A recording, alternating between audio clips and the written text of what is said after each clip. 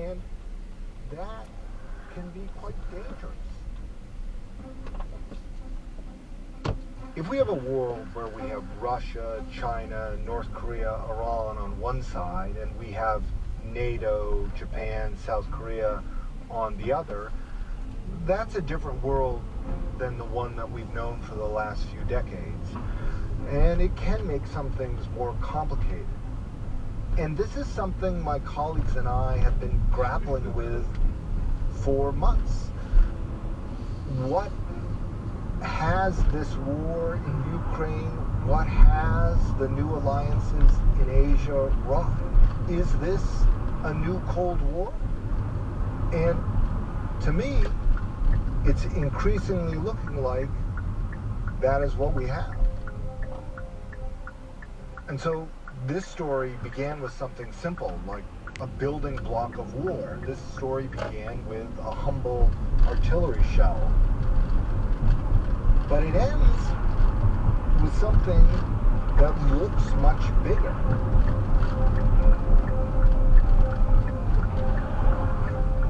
Julian, thank you. Thank you.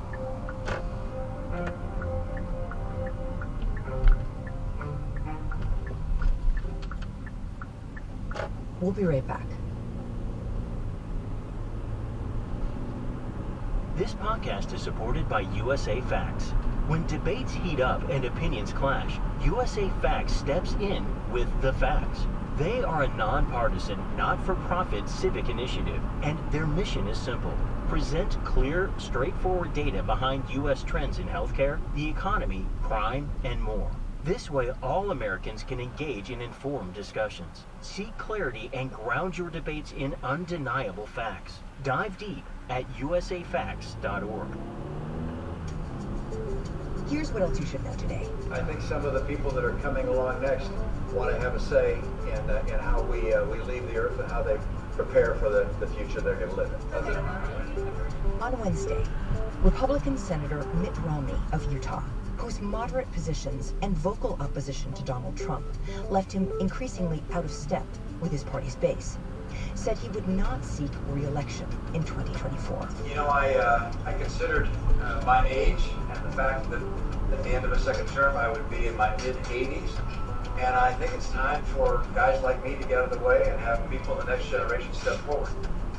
Speaking to reporters about his decision, Romney, the Republican presidential nominee in 2012, appeared to encourage the two leading candidates in the next presidential race to follow his lead. Oh, I think it would be a great thing if both President Biden and former President Trump were to stand aside and let their respective party pick someone in the next generation. President Biden, when he was running, said he was a transitional figure for the next generation. Well, time to transition. And the leader of the United Auto Workers said that his members were prepared for a strike against the 3 Detroit automakers. Shawn Fain, president of the UAW, said the initial strike would be limited to a small number of factories, but that it would expand if the talks remained bogged down past their September 14th deadline. Fain said the strike's locations would be communicated to members on Thursday night, ahead of a Friday walkout. Finally, in Libya, authorities say the death toll in the catastrophic flood, currently topping 5,000, could reach as high as 20,000 people as rescue efforts continued. 2 dams have already collapsed, and local officials now say that a 3rd dam, located closer to the capital, Benghazi, is now on the brink of collapse. Today's episode was produced by Rob Zipko, Shannon Lynn, Summer Tamad, Mary Wilson, and Jessica Chomp. It was edited by MJ Davis-Lynn with help from Michael Benoit. Fact-checked by Nicole Pasolka. Contains original music by Will Reed, Marian Lozano, and Rowan Nemisto, and was engineered by Alyssa Moxley. Our theme music is by Jim Brunberg and Ben Landsberg of Wonderly.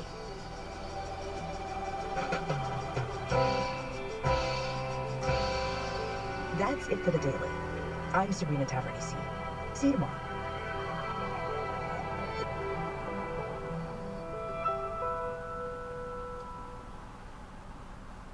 This episode is supported by Polestar.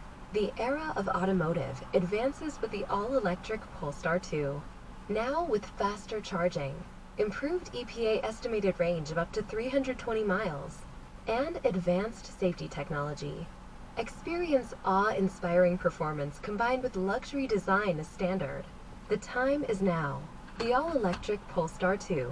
Book a test drive and order today at polestar.com. Today's episode is sponsored by Citi. Good morning. Welcome to Axios Today. It's Thursday, September 14th. I'm Nyla Booth. Today, Senator Mitt Romney underscores our aging political leadership. Plus, inflation eats away at American incomes. But first, the political gap between some clergy and their congregations.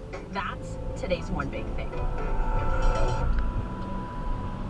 White mainline Protestants are some of the country's largest religious groups, but a new study shows their clergy tend to be more progressive than their churchgoers.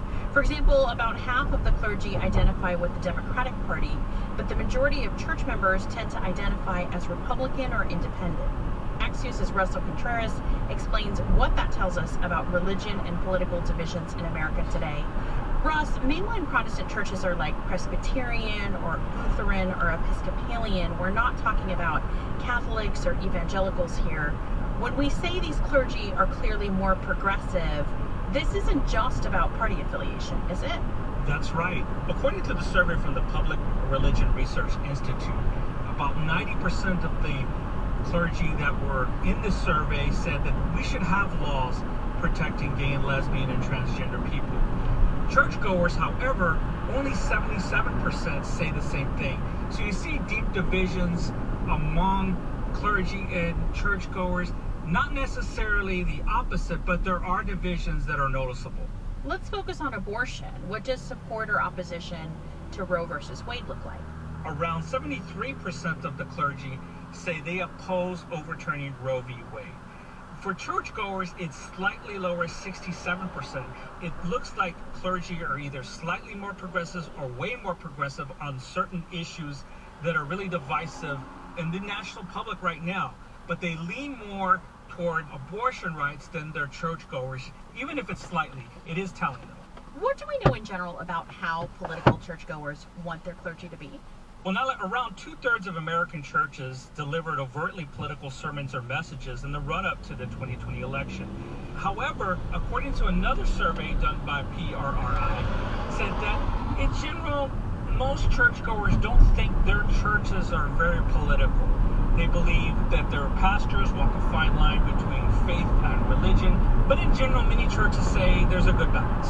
Russ, this survey was dealing with one specific group, as we said, white mainline Protestant groups. Are there broader takeaways here when we think about religious affiliation and politics in America? The most telling thing I got from this survey is they asked clergy if they believed America was losing its identity. Only 37% of clergy said so, they said, but 64% of churchgoers from mainline Protestant churches believe that America is losing its identity. If you think back about 60 years ago when President Kennedy, or then candidate Kennedy, was trying to assure Protestants that he was a Catholic, that he wouldn't be ruled by the Pope. It seems sort of ridiculous now. But when he gave those speeches, he was talking to mainline Protestant churchgoers and church faith leaders. Right now, the growing group that are the most influential group are Christian evangelicals. Their numbers are growing in terms of the political spectrum, but even then, their numbers are declining. Church attendance is declining among evangelicals. Overall, church attendance is going down across all religious groups. The fastest growing segment of the American public, though, are people who aren't going to any church, who believe they're either spiritual, not religious, or not investing in any faith at all. Russell Contreras is Axios' race and justice reporter. Thanks, Russ. Thank you. Senator Mitt Romney announced Wednesday that he won't seek a second term representing Utah in the U.S. Senate, marking the end of a decades-long political career. Romney, the former governor of Massachusetts, ran for president in 2008 and again in 2012 when he became the nominee and then lost to former President Obama. More recently, the 76-year-old has been one of the most high-profile Republican critics of President Trump. Here's Romney in a video statement he released yesterday. I've spent my last 25 years in public service of one kind or another. At the end of another term, I'd be in my mid-80s. Frankly, it's time for a new generation of leaders. As Axios' Andrew Solinder and Aaron Doherty write, that statement comes at an inflection point over the advanced age of some of Washington's most powerful leaders. We'll include a link to their piece with more on Romney's retirement in our show notes. After the break, American incomes are falling. With global expertise and over 2 centuries of experience, Citi provides tools, insights, and guidance to help businesses thrive. They're not just any bank, they are Citi. Learn more at citi.com/weareciti.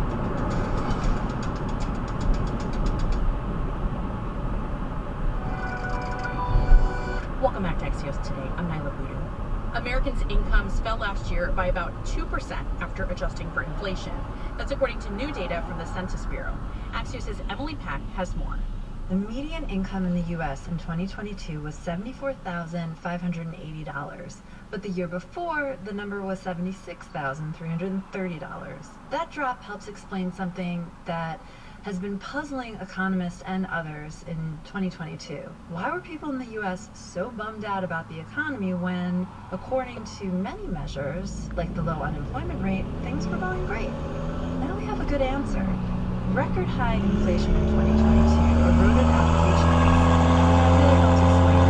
It also helps explain why the White House's efforts to sell its record on the economy to the American people, its Bidenomics agenda, has so far fallen flat. There was one bright spot in the data. Americans with no high school diploma saw their real incomes actually increase by 6.4%. And next year, the income picture is looking brighter. As inflation has eased, Americans are finally starting to see a real rise in wages and incomes. That's Axios Markets correspondent Emily Pack. And one other economic headline we've been following. U.S. inflation rose in August as gas prices surged. The Labor Department reported yesterday that the Consumer Price Index rose 0.6%, the fastest pace in more than a year. The Federal Reserve is preparing to make a decision on interest rates next week. The United Auto Workers contracts with GM, Ford, and Stellantis are set to expire at 11:59 p.m. tonight. And if there's no agreement by then, auto workers are expected to walk off the job, potentially striking at all 3 companies at once, which would be a first. I asked Axios' Joanne Muller to break this down for us by the numbers. One economist we spoke to figures that a 10-day strike could cost as much as $5.6 billion and even trigger a Midwest recession. A lot of the conflict is tied to the ongoing shift to electric vehicles, with unionized auto workers fearing there will be fewer jobs making EVs. Tesla, which is non-union, already has a huge labor cost advantage over GM, Ford, and Stellantis. It produces cars for around $45 to $50 an hour, compared to labor costs of about $64 to $67 per hour for the Detroit 3. Automakers say they can't produce affordable EVs if that cost gap gets even wider. Tesla is already using that advantage to drive down the price of its cars, and it shows in their sales growth. In 2017, GM's sales volume was 85 times larger than Tesla's. By 2022, that had shrunk to less than a 5-fold advantage. Momentum is clearly on Tesla's side. All eyes are going to be on Detroit tonight. That's Axios' Joanne Muller coming to you from the Detroit Auto Show. And one last thing today before we go. We told you earlier this week that the FDA approved updated COVID-19 boosters. Now, the CDC is recommending the boosters to anyone 6 months and older. Pfizer and Moderna conducted trials on all the shots before gaining approval, and both the FDA and the CDC had expert panels make the recommendations. But meanwhile, in Florida yesterday, that state's Surgeon General discouraged COVID-19 boosters for people 65 and under. The DeSantis administration said it's the first state in the country to recommend against those shots for those under 65, contradicting the CDC's guidance. The new boosters are expected to start circulating nationwide by the end of the week. That's it for us today. I'm Nyla Boodoo. Thanks for listening. Stay safe, and we'll see you back here tomorrow.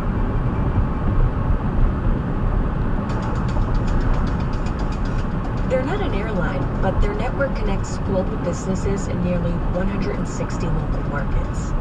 They're not writers, but they help clients shape their financial story. With global expertise and over 2 centuries of experience, Citi provides tools, insights, and guidance to help businesses thrive. They're not just any bank. They are Citi. Learn more at citi.com/weareciti.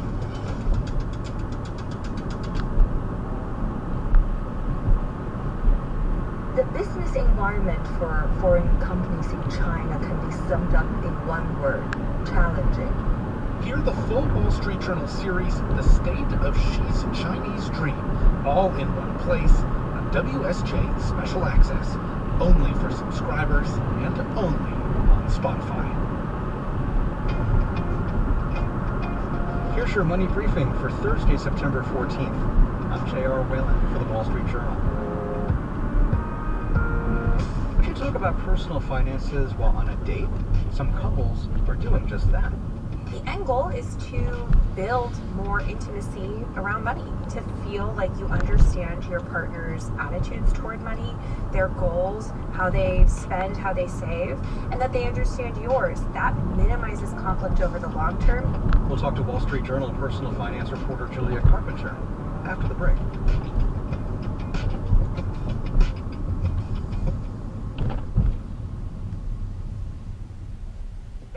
Running a small business takes grit and determination, and a communications provider that's got your back. That's Spectrum Business. Fast, reliable communication solutions that keep your business going. Get 300 megabits per second internet, just $49.99 a month when bundled with Spectrum Business Connect, the all-in-one phone system that lets you work from anywhere on any device. And get a free mobile line for a year. Visit spectrum.com/gofaster. Restrictions apply. Services not available in all areas.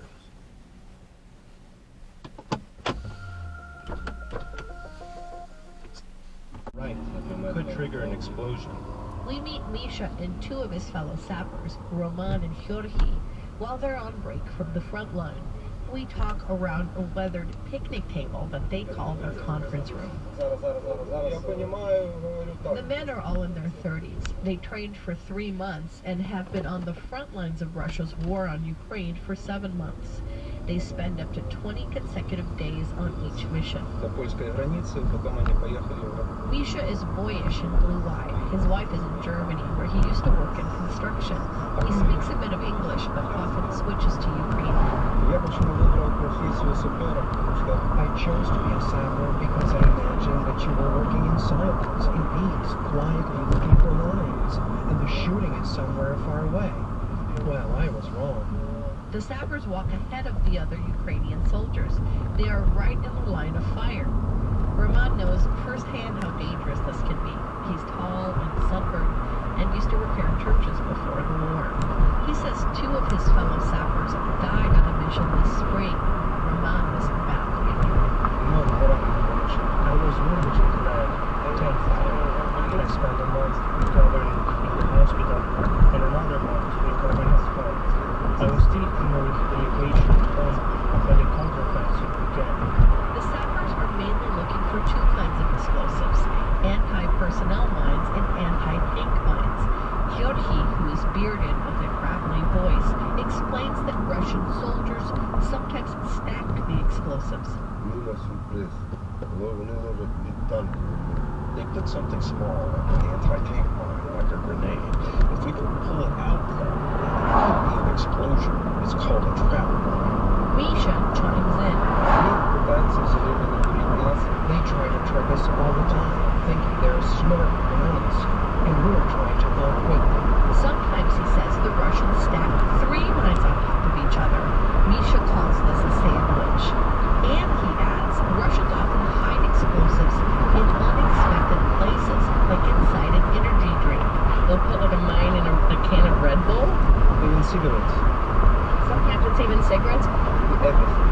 The men admit that each mission to demine the front line feels like it could be their last. Roman says he tries to stay calm by considering the worst case scenarios and how to get out of them. What are the escape routes? What are the approaching roads? I consider as many options as possible. I will have plans ready to go in my head. Clergy does this too, but he says he also appeals to divine intervention. I have my own little prayer, and I have an icon of the Virgin Mary inside my helmet. I pray for everyone on our mission. I repeat the prayer 3 times in my head and then say, thank God we are still alive. Just as we finish talking, a Ukrainian jet flies above. A sign Russian missiles might be in the air. Misha, Roman, and Clergy don't seem to notice. They go back to checking their metal detectors. Though some units use advanced equipment like infrared drones, most sappers, including this crew, work the old-fashioned way. They are now back on the front line. Joanna Kakissis, NPR News in the Dnipropetrovsk region of Ukraine. Actors and writers have been striking for months now. What are called neutral gates. Those are the studio entrances where people who work on non-struck shows, like some game shows, can enter so they don't have to cross a picket line. But some writers suspected the neutral gate system was being abused. There are really good-looking actor types going through these neutral gates right now, and I found it hard to believe that all of those cars were neutral parties. We follow up on that mystery tomorrow on All Things Considered.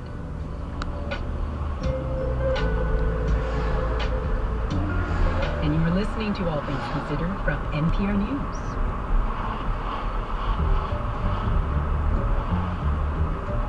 Connecting you to a world of ideas. Still ahead on WVXU. Child poverty has doubled over the last year. One pediatrician describes what she's been witnessing. The real-world consequences of child poverty coming up at 5:35 during All Things Considered on 91.7 WVXU. WVXU goes wherever you do. Listen to 91.7 online at iHeartRadio.com and on your mobile device through the iHeartRadio app. Support comes from Matinee Musicale, Cincinnati, presenter of classical recitals for more than a century. Pianist Sarah Danishcore performs Sunday, September 17th, 3 p.m. at Memorial Hall. In international nomination, she recently joined the CCM faculty. The New York Concert Review applauds her blazing technique, power, expressivity, and imagination. For details, visit matineemusicalecincinnati.org. Support comes from the UC Center for Business Analytics, presenting Introduction to MS Power BI. Online with live instructors September 25th through October 4th. Learn how to import and model data, create visualizations, and deploy business dashboards. No prior experience needed. Information at business.uc.edu/Power BI. This traffic report is supported by Speedway. Mill Road is still closed, both directions between West Kemper and John Gray because of a water main break. Eastbound 275 after Loveland Madeira, the wreck there has eventually moved out of the way. Northbound 471 at Alexandria Pike still have a broken down vehicle sitting on the right shoulder. In Montgomery County, northbound 75 at Dryden Road, a report of a wreck in the flex lane. Clear and cool tonight, 50 for the overnight low. Sunny and 76 for Friday. It is 76 degrees now. This is WVXU. Support for NPR comes from this station and from BritBox, streaming new and familiar British comedies starring Greg Davies, David Tennant, Ricky Gervais, Chris O'Dowd, and others. Available at BritBox.com/NPR. From Data IQ, a platform for everyday AI, dedicated to helping teams move beyond the lab to build generative AI applications at enterprise scale. DATAIKU.com. And from listeners like you who donate to this NPR station. It's All Things Considered from NPR News. I'm Mary Louise Kelly. And I'm Elsa Chang. A story now of the decade of civil war in Yemen and a mediator between the two sides there. He's a farmer and he helped the factions exchange the remains of fallen soldiers. NPR's Humanitarian tells us his story, and just a warning, it contains gruesome details. I meet Evan Al-Muqaddam in a morgue where he spent most of his days during the war. He shows me the mortuary cabinets and then chest freezers too, and they're all full. This was the only morgue that would accept bodies from both sides. We didn't even have enough places to store them. We had to find donors to buy chest freezers on the black market. Yemen's civil war has been going on for nearly a decade. It started when Iran-backed Houthi rebels in the north of Yemen overthrew the Saudi-backed government. The conflict exploded into a proxy war, and this city of Taiz became divided by a front line, bombarded by Saudi-led airstrikes, Houthi missiles, and landmines. And through it all, Al-Muqaddam, who's in his 40s, saw the human toll up close. He worked to find the remains of dead soldiers and facilitate their exchange and return them to their families. He says this has all been volunteer work, and he still makes his money off his land. I didn't really get into this intentionally. When the war erupted, several bodies fell near my house. And then I saw something so disturbing I can't forget it to this day. Dogs eating the corpses. I couldn't let that happen again. They were government fighters who had died in the Houthi territory. Al-Muqaddam went to the Houthi leadership in the area to ask them to bury the dead. They told me, why don't you take them back to the other side? And I said, okay, if you'll let me do it. Then they said, only if you bring back our dead from that side too. Then each side started calling me, can you bring us this body? Can you bring us that body? And I found myself the middleman. It wasn't easy. He got some help from the Red Cross and Red Crescent in the beginning, but he had to deal with a lot of suspicion too. It was very difficult to gain the trust. Both sides accused me of working for their enemy. It took 3 years. And finally, they saw that my work was genuine, consistent, and humanitarian. And we finally got to that point of trust. I've even mediated several prisoner exchanges. There's one case he remembers that stuck with him. A soldier for the pro-government forces who was the only child of his parents. Al-Muqaddam knew them personally too. It was in 2016, and the war was so intense then that his body was stuck on the other side for a year. His mother and family were in a terrible condition. During one lull in the fighting, I figured out a way to get to him and bring his body back to his family. For me, it was a very difficult one. This war is pointless. It has destroyed everything. And all the blood being shed is Yemeni blood. Each time I had to pick up another dead Yemeni body, I felt this pain. How long can this go on? The war is now at a stalemate amid peace talks between Saudi Arabia and the Houthis. It's brought some hope that peace is close, but the country is fractured, and many Yemenis think Yemen's future is taking a back seat to international and regional interests. As someone who's worked closely with the two warring sides, Al-Muqaddam has a slightly different take. I have seen leaders from both sides. When they meet, they greet each other normally as two Yemenis would. If Yemenis can sit down together and talk sincerely, we will have true peace. But if the talks are based on politics and opportunism, this will go on for another 10 years. These days, there are no new exchanges to make, so Al-Muqaddam spends most of his time trying to investigate the unidentified remains left in this morgue and deliver them to their families. He says he'll be working on these kinds of cases for years. When I ask him what his family has made of his new career, he lets out a big laugh. Like other men here, he had 2 wives, but one of them left him. She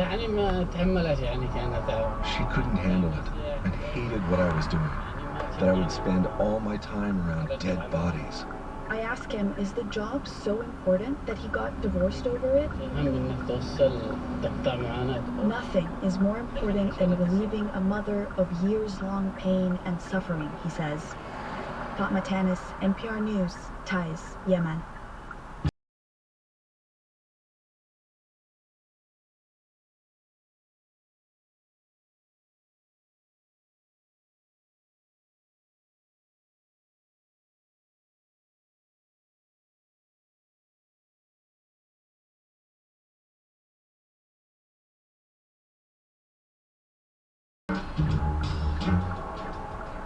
One of the CIA's most famous operations was extracting 6 American diplomats from Iran after the U.S. embassy there was overrun in 1979.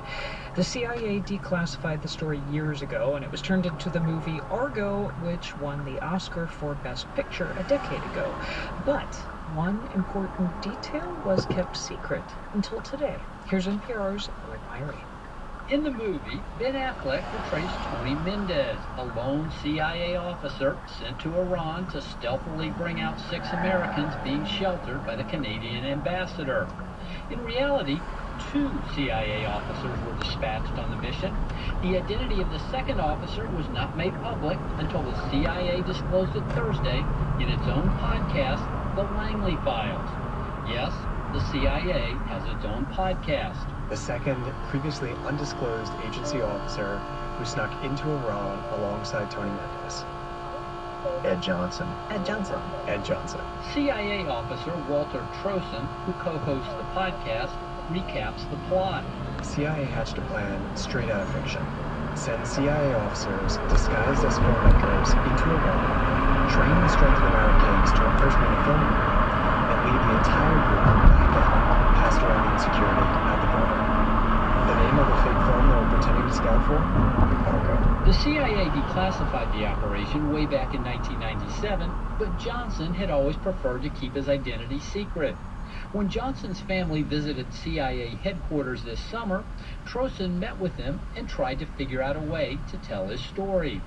Johnson, who's now age 80 and ailing, finally agreed to be identified. And it turned out Johnson had made an internal CIA recording about the operation years ago. Podcast Gold. In the recording, Johnson explains the first challenge was to get the diplomats to play the part of a movie crew. These were rookies. They weren't trained to be clandestine, elusive. The 6 were given Canadian passports and specific roles to play, which they rehearsed repeatedly. The moment of truth came at the airport in Tehran, where they faced multiple security checks. There are so many possibilities at any point along the way that you can have your cover stories and your planning, and they can go up in a ball of wax. And everyone performed fantastic. Of course, not all CIA operations go off with cinematic precision, but this one did. Greg Myrie, NPR News, Washington.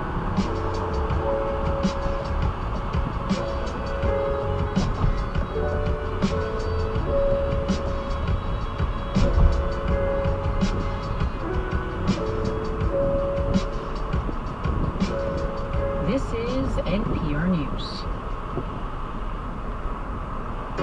Automakers and their workers spent this week nearing a strike deadline. They're still not willing to agree on the kinds of raise that will make up for inflation on top of decades of falling wages. We have an update after the deadline passes tomorrow on Morning Edition from NPR News. Start your Friday with Marianne Zelesnik and Morning Edition tomorrow from 5 until 9 on 91.7 WVXU. Support comes from the Cincinnati Children's Kaleidoscope, featuring Broadway, film, and television actress Kristen Chenoweth. Tickets are available now for a special benefit performance on October 7th at the Aronoff Center for the Arts. All proceeds from this event will support expanded mental health services for children in our community. Tickets available at cincinnatichildrens.org/concert. Mill Road closed between West Kemper and John Gray because of a water main break. There's a report of a wreck on Cleves Hamilton Road just after Furlong Drive and a broken down vehicle northbound 471 at Alexandria Pike.